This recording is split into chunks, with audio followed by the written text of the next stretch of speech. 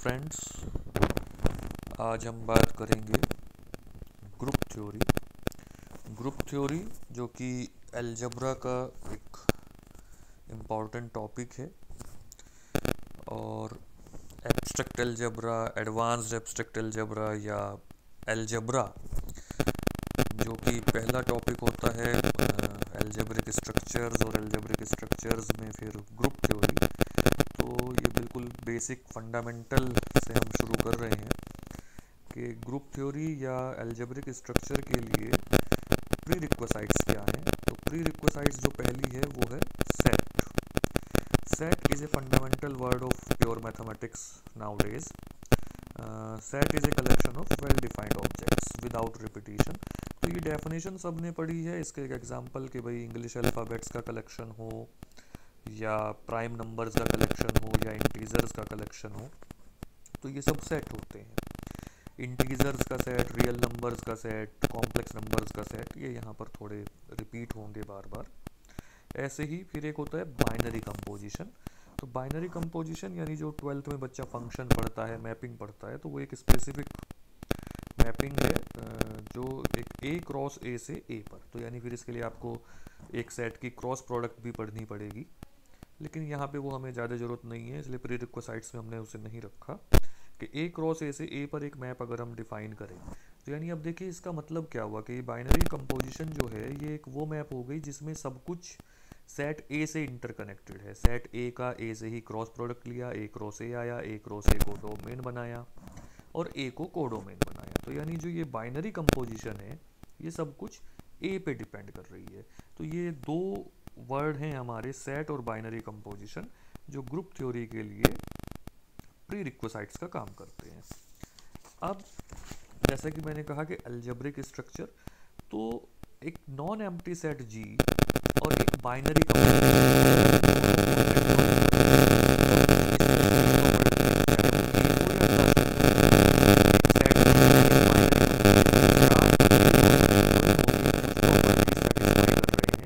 तो ये जो स्ट्रक्चर बनता है ये कहलाता है अलजेब्रिक स्ट्रक्चर। तो यानी अगर हम कहें कि एक अलजेब्रिक स्ट्रक्चर में कितनी प्रॉपर्टी होंगी, तो ये डिफाइन करने वाले के ऊपर बात है, वो एक प्रॉपर्टी रख रहा है, पोस्टुलेट रख रहा है या चार रख रहा है। इस रेफरेंस में, इस लाइट में अब हम डिफाइन करेंगे ग्रुप। तो देखिए ग्रुप क्या होता है, तो वही जो यहाँ पोस्टुलेट्स हम डिफाइन कर रहे हैं, अलजेब्रिक स्ट्रक्चर डिफाइन कर रहे हैं, तो वही चीज़ हम यहाँ पे बोलेंगे अब कि जी एक नॉन एम्प्टी सेट है, स्टार एक बाइनरी ऑपरेशन है। तो अगर ये फॉलोइंग प्रॉपर्टी सेटिस्फाई करे तो वो कहलाता है ग्रुप। पहली प्रॉपर्टी क्या है? पहली प्रॉपर्टी है क्लोजर प्रॉपर्टी। क्लोजर प्रॉपर्टी ये क्या कहती है कि अगर ए और बी जी के दो एलिमेंट हैं तो ए स्टार बी भी जी का एलिमेंट होगा।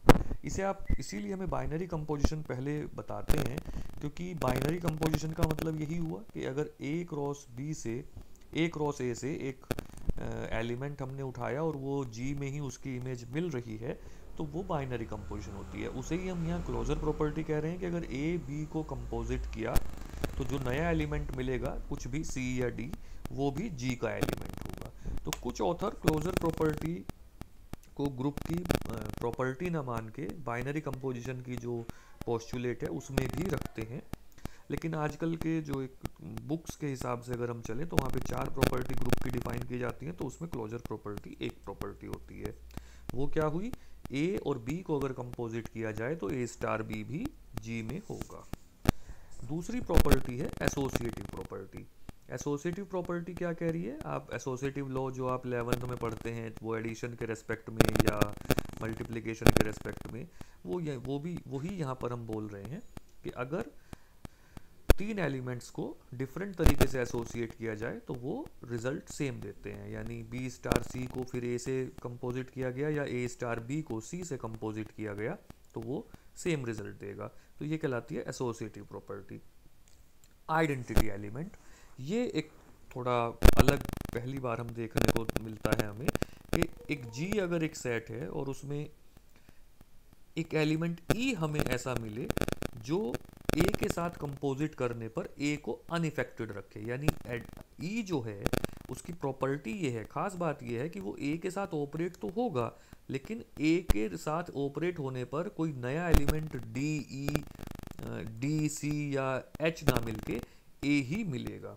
तो ये एलिमेंट जो इस तरह का मिलेगा ये कहलाता है आइडेंटिटी एलिमेंट। इसके बाद आता है इनवर्स। इनवर्स क्या कहलाता है कि अगर जी एक सेट है, ए उसमें एक एलिमेंट है, तो ए इनवर्स एक ऐसा एलिमेंट होगा जिसे हम डिनोट करते हैं इनवर्स वाले साइन से ही, 12th में 11th में काफ़ी बच्चे यूज़ करते हैं। तो इनवर्स जो होगा वो क्या करेगा कि ए और ए इनवर्स को ऑपरेट करने पर हमें ई मिलेगा। यानी ई की तो खास बात थी कि वो ए को ए ही रखेगा, और ए इनवर्स की खास बात होगी कि वो ए के साथ ऑपरेट करने पर ई पर ले जाएगा। तो जो यहाँ पे हमने ये लिखा हुआ भी है कि ए और ए इनवर्स को जब ऑपरेट किया तो हमें ई मिल रहा है, चाहे वो हम राइट ऑपरेट कर रहे हैं ए इनवर्स को, चाहे लेफ्ट ऑपरेट कर रहे हैं, तो हमें ई एलिमेंट मिल रहा है। तो ऐसे में जो ए इनवर्स जो हम नोटेशन दे रहे हैं ये कहलाता है इनवर्स ऑफ ए इन जी। तो अब हमने 4 प्रॉपर्टी डिस्कस करी, क्लोजर, एसोसिएटिव, आइडेंटिटी और इनवर्स।